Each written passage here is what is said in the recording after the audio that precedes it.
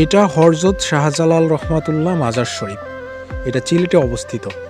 এই পবিত্র স্থানে শায়িত আছেন হযরত শাহজালাল রহমাতুল্লাহ ও তার বহু আউলিয়া সঙ্গী। মাজারের চত্বরেই দেখা যায় বিখ্যাত জালালি কবুতর, যেগুলো মাজারের ঐতিহ্যের অংশ হিসেবে পরিচিত। দর্শনার্থীরা ভালোবাসায় কবুতরগুলোকে খাবারও দেয়।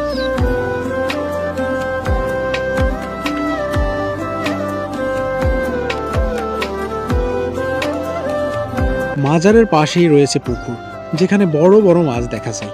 অনেকেই এগুলোকে পবিত্র মনে করে খাদ্য দেয়। এগুলো মাজারের আরেকটি বিশেষ আকর্ষণ। প্রতিদিন দেশ বিদেশ থেকে অসংখ্য মানুষ এখানে জিয়ারত, দোয়া ও মানতের উদ্দেশ্যে আগমন করে।